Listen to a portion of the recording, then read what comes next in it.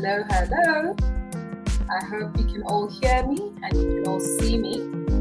I still hear that we have music in the background. Okay, there we go. Good evening, everyone. Welcome to our very first episode of on Being Human Conversations. My name is Batetsi, and I am your host today. And On Being Human Conversations is a webinar series that aims to raise awareness around mental health in different facets of our lives.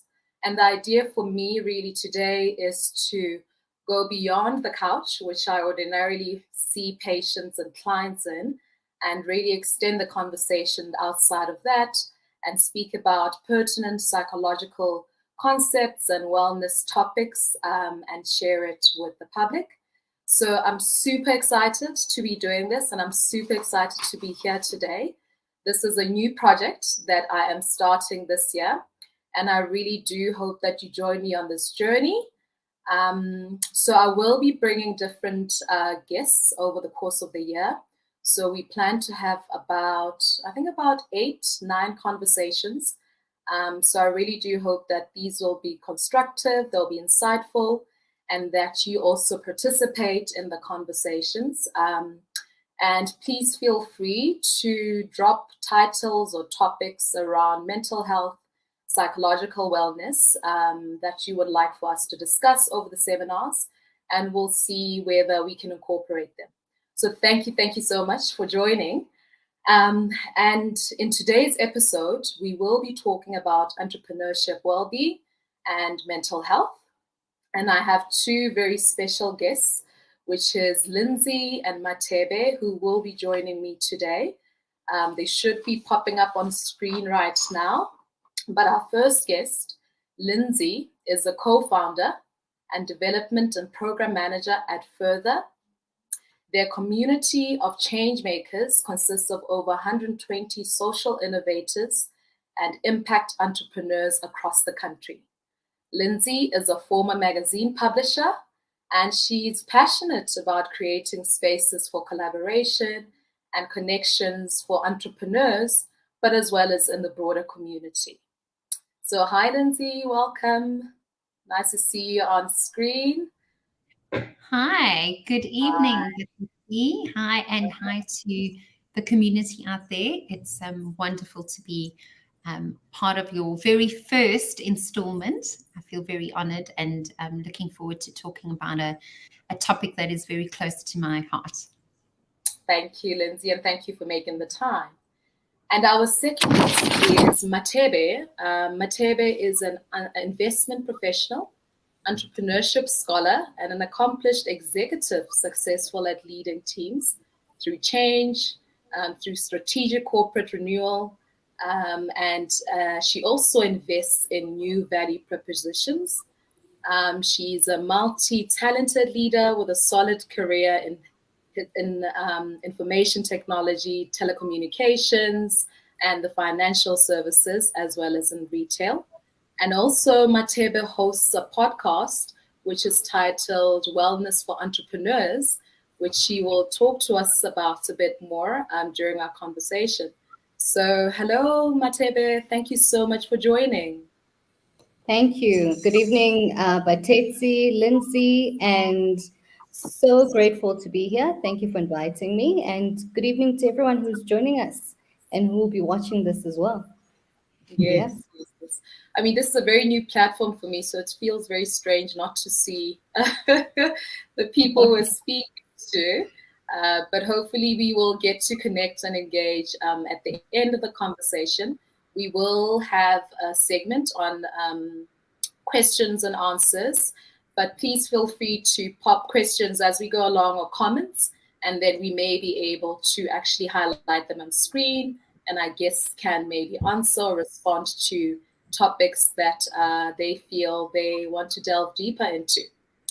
All right, so welcome again, ladies. Our conversation today is on mental health and entrepreneurship well-being. We want to speak a lot about the psychological aspects of entrepreneurship and just make that link for our audience, as well as any other topics that come to mind. So I look forward to your thoughts, your insights as we go along. But before we get into the meat of the conversation today, can I please just ask that you do a quick intro for our audience and just tell us a little bit more about yourself and the work that you do? Anyone can start. Okay, so I'll go. So, I mean, you said quite a bit. So I'm an accountant by training. But not only that, I believe in investing in startups or entrepreneurs who create new businesses and new opportunities for,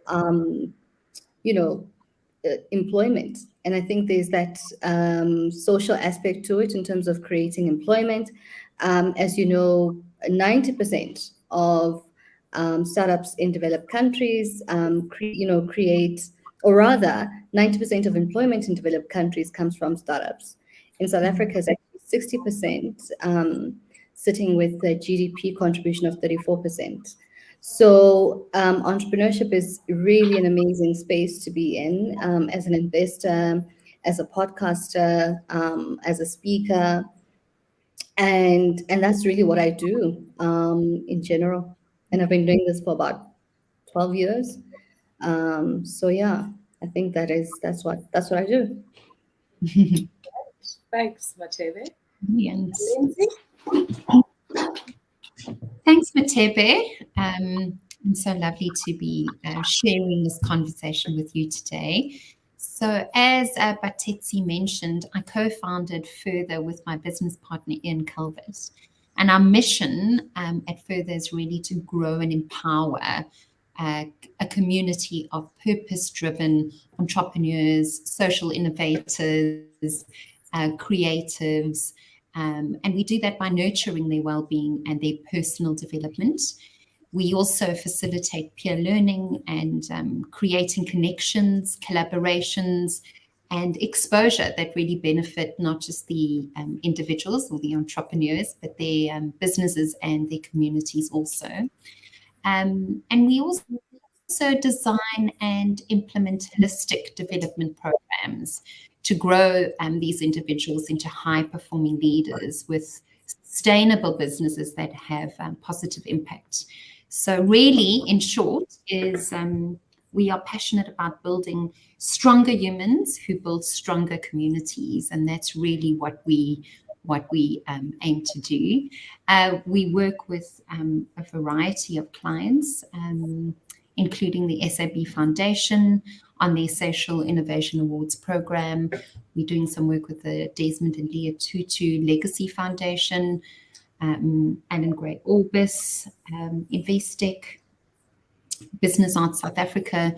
So we work and collaborate with a range of partners to try and execute what our mission is. All right, wonderful stuff. Thank you so much for the introduction, ladies. So let's just jump into it. And I think I want to go back to Matebe. In your introduction, you spoke a little bit about, you gave us a bit of insights around the stats about entrepreneurship and the role that it plays in society and in the economy. And I just want us to go back to that and maybe tell us a little bit more about what the research is telling us about entrepreneurship, and more specifically as well, research around entrepreneurship, psychological wellness, and mental health and well-being. Sure. Thanks, B. So can I call you B here? So look, I think I spoke about entrepreneurship, right? And I think when you look at most economies, economies grow through income. Mostly we measure GDP. When you look at startups, entrepreneurs, small business owners, etc., typically in a well-functioning ecosystem, they would contribute about 50% to that GDP, and in some instances about 70%. In South Africa, we've got a very interesting space because we have SMMEs that create the majority of the jobs, actually. right? We've got small business owners that create the majority of the jobs. 60% of the jobs come from small business owners in South Africa, but have very low value in terms of contributing to GDP. And so, when you look at different types of research around the job creators, particularly within startups and small businesses, that I'll use interchangeably for the purpose of this conversation, actually, the highest job creators are what we call high growth enterprises. And my research typically, is really is around high growth enterprises. And when we take a look at these high growth enterprises, we kind of try to debunk myths around them being these amazing unicorns that somehow have it all together. But it's really about the kind of thinking that these high growth enterprises, or the entrepreneurs behind these high growth enterprises have, and the kind of behavior they exhibit, and the kind of networks that they have as well. So these typically have the entrepreneurs behind these high growth enterprises essentially are very innovative, very risk taking, very proactive in their behavior, and very creative, right? And are very, they know how to utilize social networks and build relationships in a way that provides them access to even, more resources within the space. And I think a lot of that we focus on, particularly in South Africa, in terms of growing the economy, we kind of blanket every single small business into a job creation engine. But actually, the job creating engines within the country, or within any economy, actually, are those that are high growth enterprises. And the reason is because they are more opportunity driven, they get to create the rules of the game for themselves, and are able to solve real problems within their spaces. So they're also problem solvers. And in order to be a problem solvers, they know how to spot problems and turn them into opportunities. And that's really how they think and how they behave. And I think we can just discuss that a little bit more as we go on. But that's typically how they think and how they behave. We also know within South Africa that the majority of small businesses in the country are actually not high growth enterprises. They're actually not opportunity driven businesses. They're survivalists. In other words, if they're people who've gone into business simply because they're looking for an income, and that talks to the big unemployment problem that we have, but also the big inequality problem that we have, because a lot of survivalists are also not necessarily well equipped to run businesses. They don't necessarily have the right networks. They don't necessarily have the opportunity to be as innovative and push the envelopes as they can, because they've got a particular environment that constrains some of their thinking, or even some of their, the opportunity to behave differently. So I think when we approach entrepreneurship, we just have to be cognizant of those differences, and also be cognizant of the outcomes that we'll get, but also understand that journey is also more of a mental journey and a contextual environment journey. Yeah. Fascinating. I mean, I'm quite interested to speak a bit more around the mindset, the entrepreneurship mindset and the mental health of entrepreneurs, because I hear you sort of tapping into the mind aspect of the entire process. And from my experience in the entrepreneurs that I've seen or that I work with, is that it does seem like a lot of the interventions that are out there don't necessarily offer a lot of support around the psychological well-being and psychological development of the entrepreneur. So the question I often ask myself within the space is, speaking to the survivalist entrepreneurs, is how much of these entrepreneurs are they actually psychologically ready to step into entrepreneurship, and how much of it is about circumstance.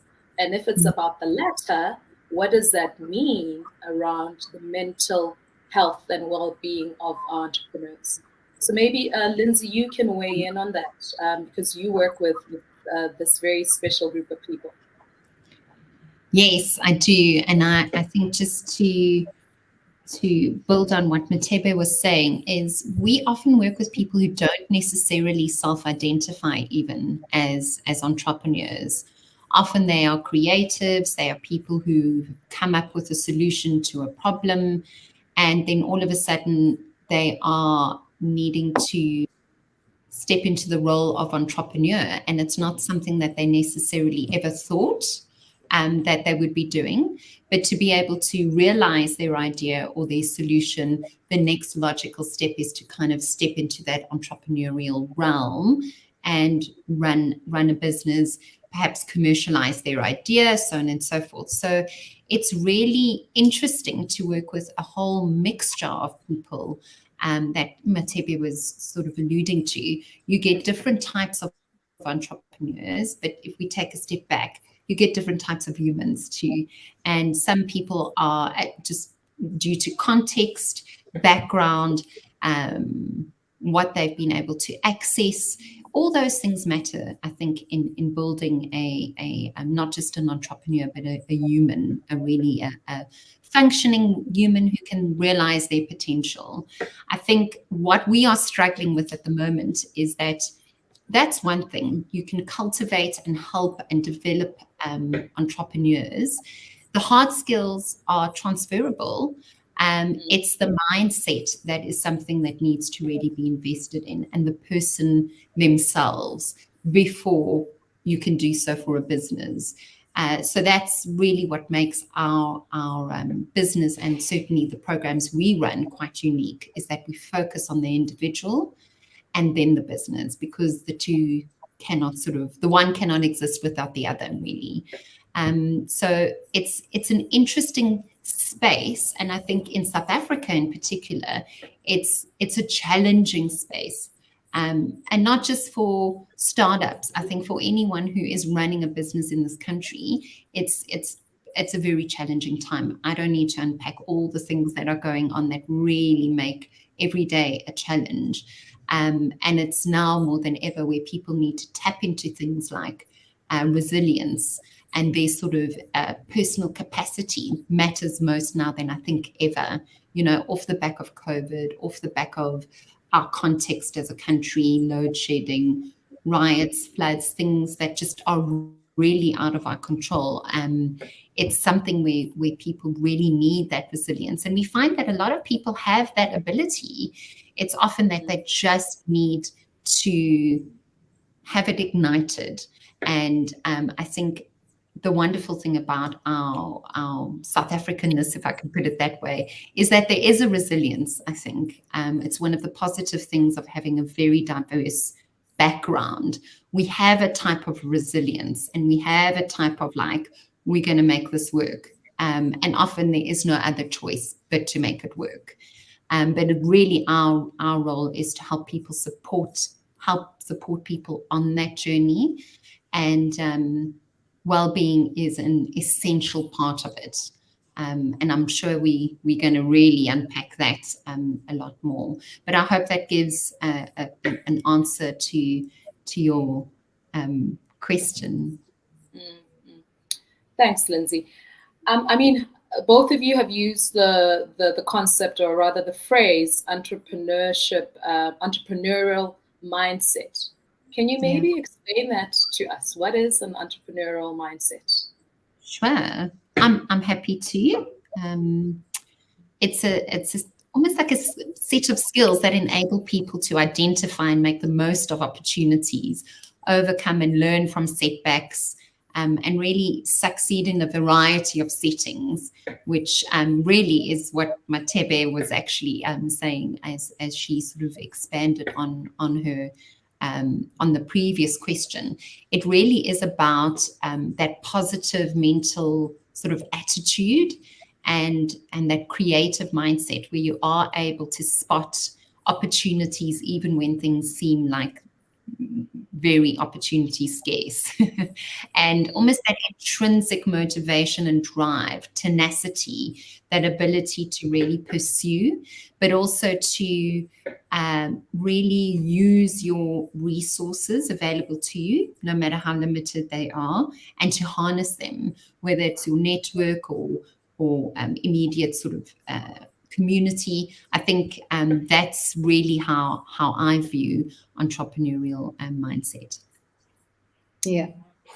And I think just to add on that, entrepreneurial mindset is not just one thing, right? It's quite diverse. So there's the risk-taking element of it. So you spot an opportunity, but it's also a place where, you may spot it, and maybe a whole lot of us may spot it, but because you're an entrepreneur, you take on the risk to make that opportunity happen. And also, you believe in who you are, you believe in your abilities. I think that's, a term for it is self-efficacy. There's this intent, belief in yourself that even if the rest of us are telling you, don't do it, it's crazy, you are right there, doing it and making sure that what you've seen as an opportunity comes to life. It's also being multidimensional, I suppose, in your thinking, in terms of being able to connect different dots and connect pieces of information and to read them in different ways that other people may not necessarily have read them. And I think that's where, the key distinction between the type of entrepreneurship and the quality and the outcome of that entrepreneurship happens, because you've got a range of or continuum of this type of thinking.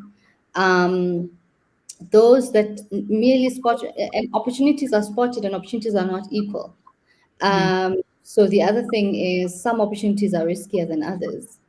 And, so if if we all decide to sell pens today, it is an opportunity we would have spotted, but it's quite different from somebody deciding to go to space and colonize Mars and so on.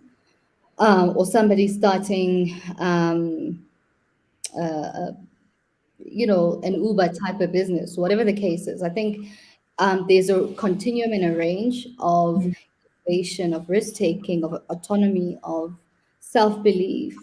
And that's why you've got different types of entrepreneurs. Even thieves are entrepreneurs, Even the Izinyoga guys are entrepreneurs. They've seen an opportunity, they spot it, they act upon it. But I guess it's just the type of outcomes and the range of risk-taking that they're willing to take on. So it's more of a behavior and a multidimensional view of different contexts, and then being able to craft that into an opportunity that really comes to life with its risks, with its rewards, and with all your resources behind it. That's, if you don't mind me building on that a little bit, Mothibi, I think that's well put. That self-efficacy needs to be firmly in place if you are going to, take the opportunity, no matter how risky it might seem.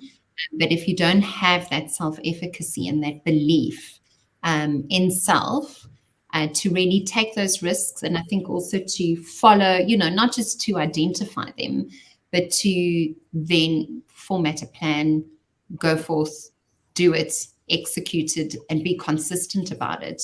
It really does require a huge amount of self-efficacy. And I think that's something that is really closely linked to well-being, because I think the two, again, can't exist. The one can't exist without the other. Self-efficacy and belief in self is critical if you are going to go and really fulfill your ambitions as an entrepreneur. It really does start there. Yeah. I mean, ladies, I suppose I'm fascinated by sort of some of the insights you're sharing. But what I'm sitting with right now is, I listened to you speak about self-efficacy risk taking, being creative, having the drive, etc. And yeah, belief in self.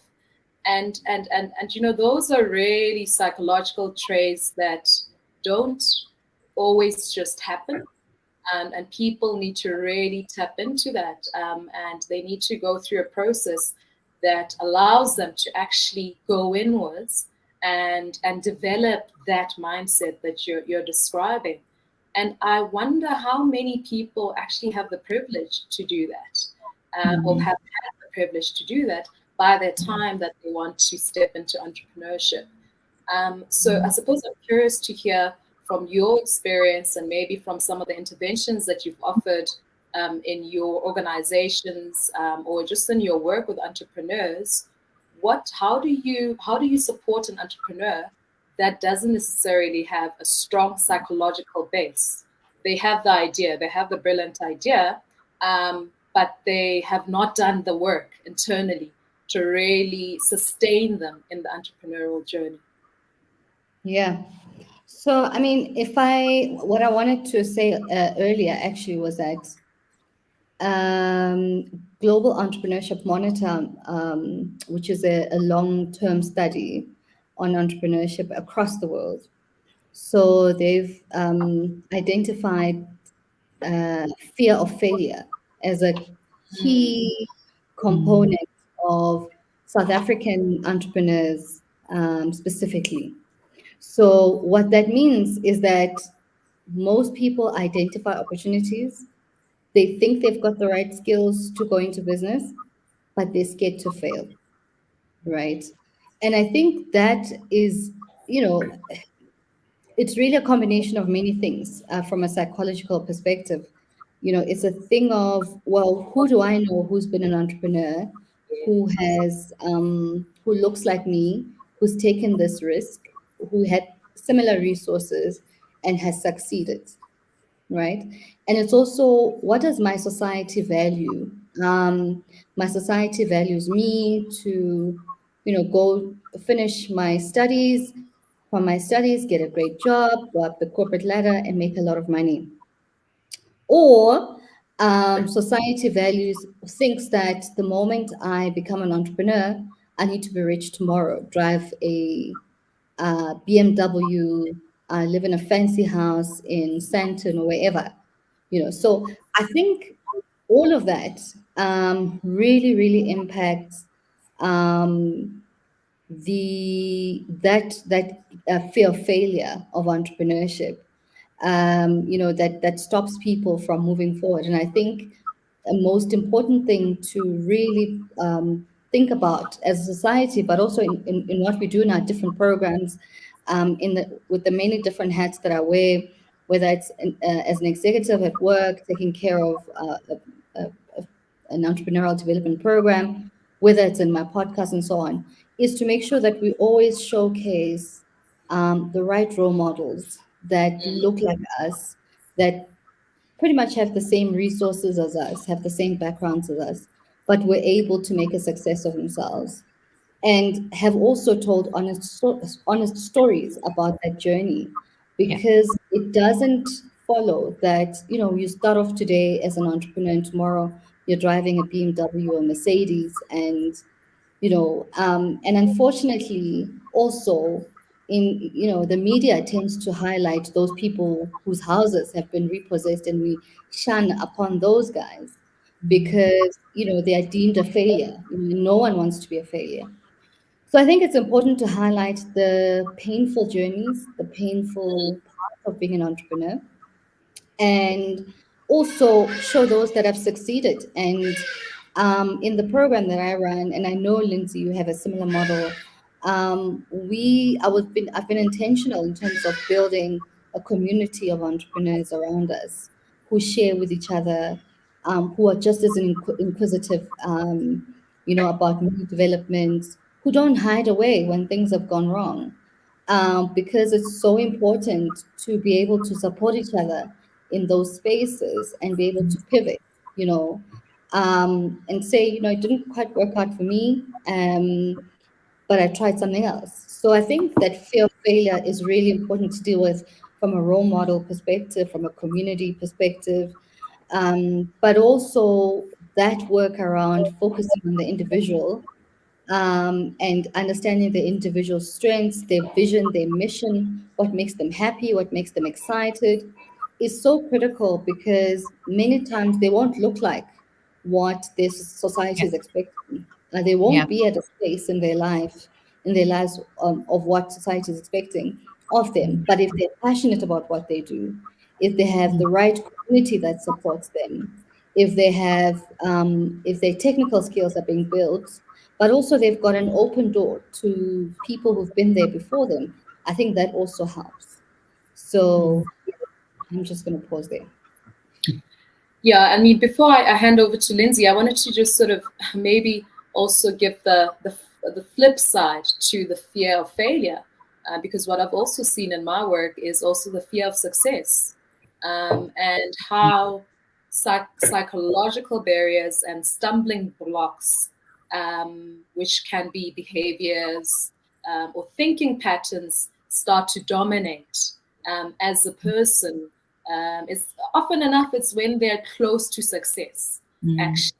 You then start seeing almost like the self-sabotaging behaviors that almost undo their process. And for me, that speaks to a fear of failure, but also a fear of success. And oftentimes they're unaware of what they're actually doing. So I just wanted to expand on that. But Lindsay, maybe tell us about these interventions around mental health for entrepreneurs that Further runs. Our programs have three components, three core components. We focus on the individual, their personal self. We focus on the business, and we also focus on the storytelling aspect. But how we've structured our programs is that, if you think of a bit of a diagram, right in the center is the entrepreneur. And the first sort of layer of support is we pair them up with a coach who is a sort of a sparring partner for the duration of the program. And our coaches they buy into our holistic approach. So they're never just going to focus on the business. They're going to focus on the individual as well. And this is a very important relationship and dynamic, because like you were alluding to, Battetsi, is fear of failure or success, sabotaging, all that kind of thing comes into play, and a coach can help identify and point out ways to diffuse perhaps coping mechanisms. And a lot of our coaches are entrepreneurs themselves. So there's that sort of near peer relationship as well. And that really helps to forge the trust as well, because it's people who have been on the journey as well and have had similar struggles. So that is our first sort of layer of support. We have additional layers, which would be, access to specialists and technical experts. We have that sort of in our realm as well. And then, of course, the very important one, and again, Matepe mentioned this, is the community. So when people have gone through, or entrepreneurs have gone through our formal programs, they then become part of our greater community, our Further community. And this is where a lot of magic actually happens, because the entrepreneurial journey is never going to be the duration of a program. It is long, and there are many different things that you need to overcome. And when you are able to feel like you are held in a community, and you can share and you can be vulnerable, and you can have discussions around failure, and you can talk to people who have failed and who have dusted themselves off and who have tried again. And through the failure, there were imperative learnings that have now built the foundations for the next better iteration, and can help normalize failure, and also can help you step into your power and own your success. Because you are right, there are very many people who struggle with both of those concepts. So there's a fair amount of that peer-to-peer learning, I think, and sharing that happens in community. And I think that's where you can, I'm always like, can we just normalize failure? We need to be able to fail, especially in this realm. Yes, we don't encourage, we don't want people necessarily to get harmed through failure, but it's an important part of the journey. Yes, we ask people to try and take the right kinds of risks and try and really research those. But it is important. Some things just don't work. And that's actually how you develop a stronger business or a stronger offering or a better product, is because of those failures along the way. And I think also just having your own personal definition of success. I think we're so bound to what success looks like, and that it should be overnight, or it's society's definition of success. But I really encourage our cohorts and our members of our community to have your own definition of success. What does that look like? But also, what does that feel like for you, more importantly? And sometimes it's quite interesting when I say that, there's a light bulb moment, because you're now starting to associate your own feelings and what your own very specific, individualized definition of success is. So I think it's those kinds of things, and just being able to make people aware that you can do that. And you can be held, and you can be vulnerable, and you can ask those questions, and you can those difficult questions. And when you have access to community, to a coach, to experts, this kind of sort of community and ecosystem that is around you starts to make you feel quite supported and really helps with that self-efficacy. I can do it, and when I have a bad day, I've got people that I can reach out to who are there to help me, who are there to catch me when I fall, fail, or succeed. So I think that really encompasses our kinds of layers of support that we have in our programs. Great. And Lindsay, I mean, I sort of had a thought as you're speaking, when you're talking about community and people reaching out and asking for support. And in my mind, I think that, we live in a society that doesn't promote healthy, help-seeking behaviors. Yes. And this is absolutely key in your journey as an entrepreneur. And I'm curious about, in your experience with entrepreneurs, at what point do they generally come to you for help in their process? Is it at the start when they're maybe struggling with a particular problem, or is it oftentimes sort of when they're in real crisis? And that's when you kind of, it's either you have to pull them out of whatever hole they're in, or they actually approach you. So I'm just curious about these healthy, help-seeking behaviors in entrepreneurs. I'm having a little giggle, because that's actually part of my definition of success. Is I would prefer, obviously, for their boys to come as early in the process as possible. However, why I link that to the success of myself and the program, and certainly our business, is because it's part of my job to create and forge that trust as quickly as possible. And I think when there's trust, and I mean, trust is also a multifaceted sort of construct, right? But when there is trust, people feel like they can come to you and be vulnerable and go, I don't know what I'm doing. I need help. And I think that's the most important. So yes, I mean, people join us from different walks of life, and it's not always easy for people to feel like they can trust you, right? Especially if they've been on this long, lonely journey of entrepreneurship. So we specifically try and design interventions and have things where we can show that we can be trusted. And I think that's the important thing as well, when you actually show that you have their best interests at heart. They, as the individual before the business, their best interests at heart. And I think when people feel like there's that, and there's no judgment, and that you can hold the space for them, then they come to you.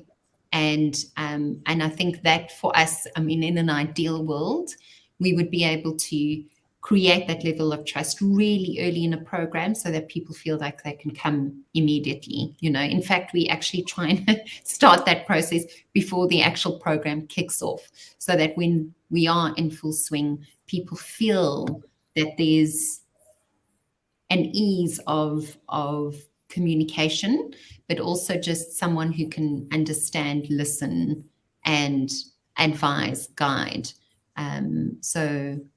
So I think that's such a critically important thing. Certainly my role, and certainly the program's role, is that key component of trust as early as possible, and then people do come to you. So that's what we strive for. Yeah. If I can just weigh in there. Look, I think also people need to know when they need to ask for help, right? Yeah. And unfortunately, we also have this fake it until you make it culture that permeates on social media and on Instagram and etc. And I think what that does is it creates inherent shame, inherent that I cannot speak out because I'm kind of supposed to be the successful person, and that's why we've got a very interesting society in which people will even take pictures on private jets just to prove the point that I'm actually successful, right? And I do think that as an entrepreneur, you need to think about that. You need to kind of really reflect on that. And one of the main reasons why I started the Wellness for Entrepreneurs podcast is to kind of have a check-in that at some point it's you and in the episode, and you're listening to this, you need to kind of say, where am I as a person, and am I really I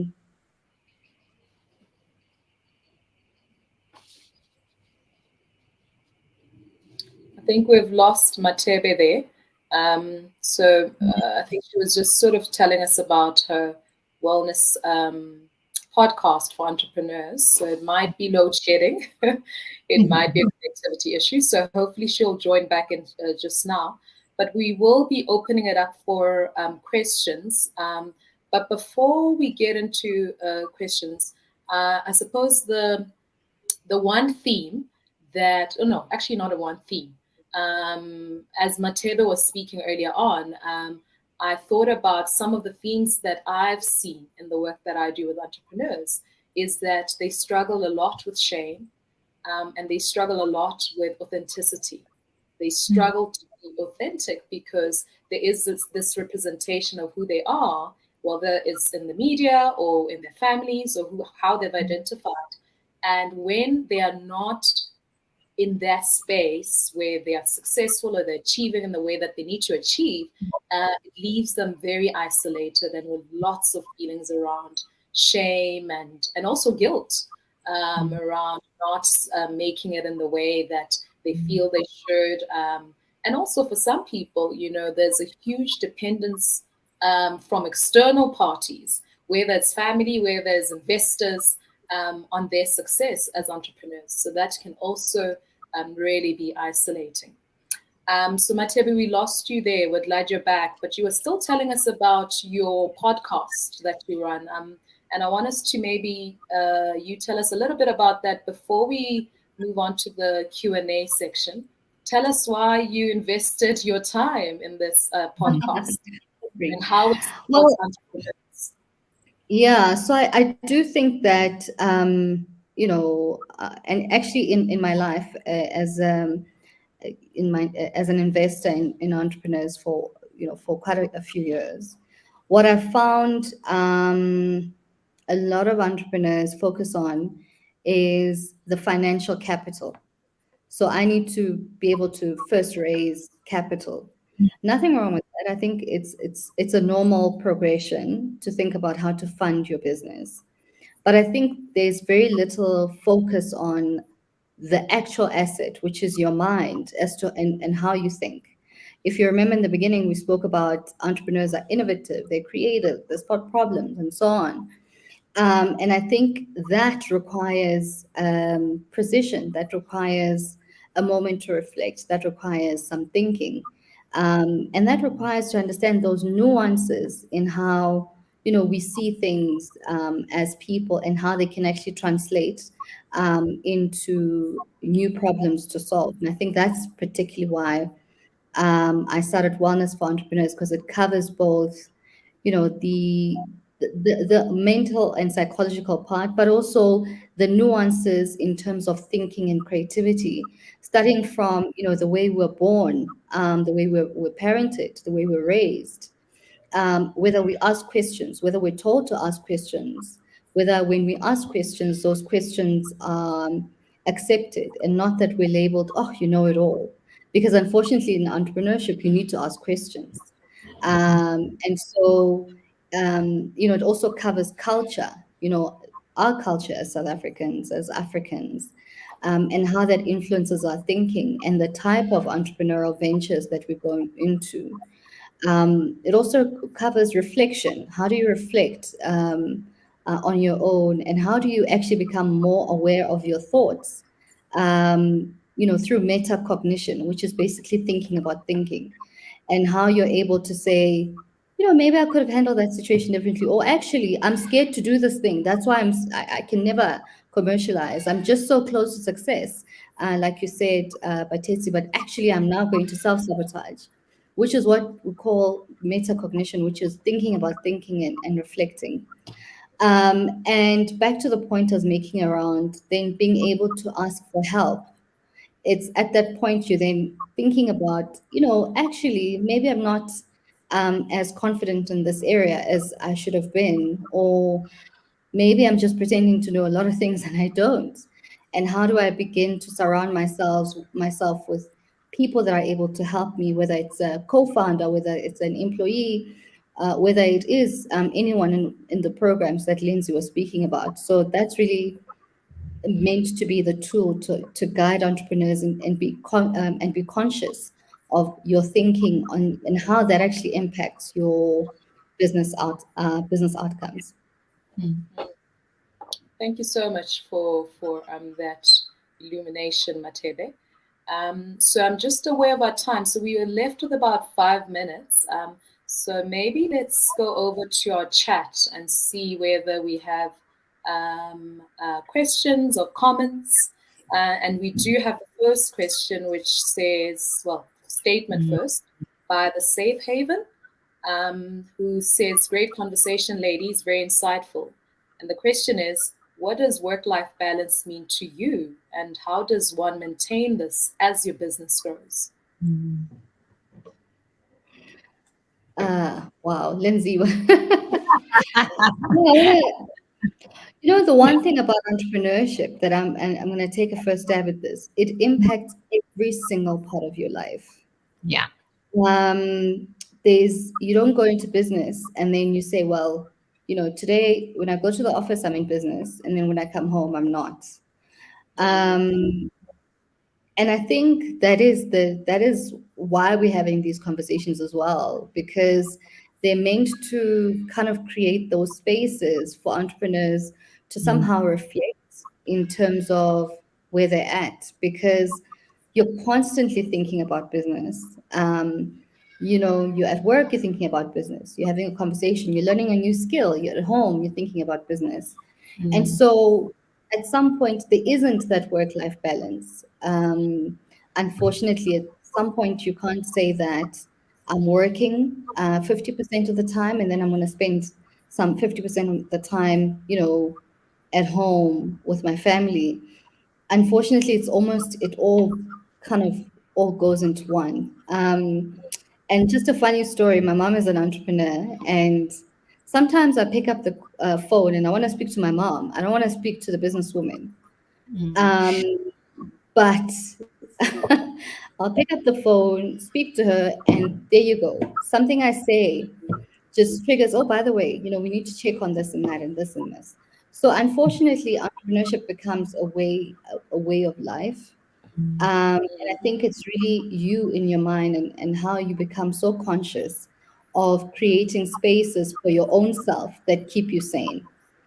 There's an episode on this as well on the podcast, in terms of how do you create these kind of continuums, because you need them. It's not gonna Entrepreneurship is not gonna start here and end here, and start here and end here so neatly.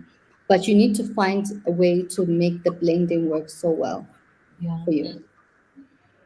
Yeah. Do you want to add onto that before I take the second question? Yes, I feel like I need to just sort of caveat it with it's a work in progress. But I think over the years, and this is what I would advise with the entrepreneurs in our programs, is a well-being strategy. It's almost like speak the entrepreneurial speak. It's like what is that for you? I think it starts with that, like, what do you need to really feel rested, rejuvenated, and at your best?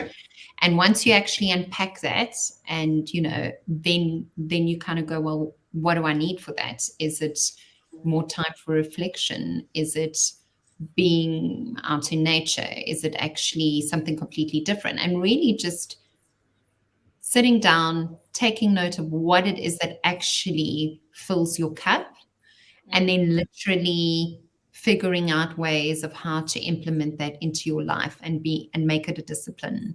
And I often say, and I'm sure you've heard me say this, but Tetsi, is if you are religious about diarizing your meetings with investors or funders or clients, new business opportunities, all these kinds of things, why wouldn't you treat yourself as the same sort of key stakeholder in your business? And therefore you should be diarizing your own well-being.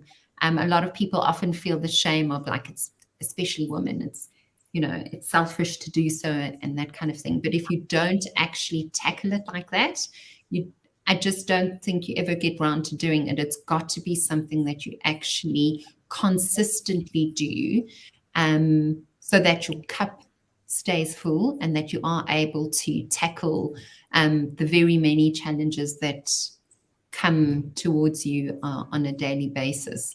So that's how I approach it, and I certainly think it's worked mostly. But as Matebe was saying, there's ebbs and flows. There are times where things are busy, and when you know that things are going to be busy, it's almost like getting fit for a marathon or a race or something big. Kind of make sure that you really ramp up your well-being strategy so that you're fit and ready for that busy time. And then how do you manage the come down of that? Because I think that's also something that we tend to struggle with. It's like, yeah, go. And then, whether it's your business time and then it kind of feels like you're not really sort of performing or achieving. So it's also having a strategy for that too. Absolutely agree with the wellness strategy. And I think that part of that can also include, practices like setting boundaries and having tough conversations with people around you, around those boundaries, and constantly renegotiating expectations with the people around you. Because that's often where a lot of the strain comes from, is these expectations and these roles that you have to fulfill in your environment. All right, so we are left with a few minutes, but I'll take the last question. So we have someone that's asking Matebe and saying, on your note around being able to switch off the business mind, how do we then deal with burnout or depletion? No, burnout is so real. It's super real. And I think, I love what Lindsay has said about the well-being strategy and figuring out what fills your cup. and being intentional in doing that. Unfortunately, when you love something so much, so let's say you are getting into an entrepreneurship because you genuinely believe that solving hunger is your mission, which is a great mission. Um, but unfortunately, when you love something so much, you end up working 10 times more, 30 times more than you should. Um, and I think it's been conscious. It's been conscious, firstly, of the reason why you started what you started, and being conscious of what you're hoping to get, and the outcomes you're trying to get, and also accepting that it's not a straight line. It can never be a straight line. And I think that's where the burnout comes in, because you think the more work you put in, the more the straight line is going to happen. And I think it's acknowledging that what we're doing is not a straight line. I wish it was, but unfortunately, 1 + 1 does not always equal to 2 in entrepreneurship. And so a lot of the time you have to kind of be realistic with yourself and say, I've put in the work, and so I need to kind of find my wellness, thing that fills me up and allows me to kind of hold back. And also remember that burnout is also a mental state as well. And so it's also about what you're expecting. What were you expecting? And what did you get? And what are the key stumbling blocks that you keep fighting and pushing and so on, but they keep being there? And so it's really recognizing those stumbling blocks and recognizing those little things that annoy you throughout the day, and being able to be conscious enough to say, when it comes to this particular thing, I either need to deal with it differently or pause it for now until I'm able to deal with it. Yeah, so also looking at numbers can be quite not great sometimes. So we're pushing numbers, or trying to get the right numbers out. And I think that it's understanding that things take time. Unfortunately, things take time in entrepreneurship. People think Elon Musk, which just woke up amazingly rich, and he just did 1 + 1, and unfortunately nothing is like that.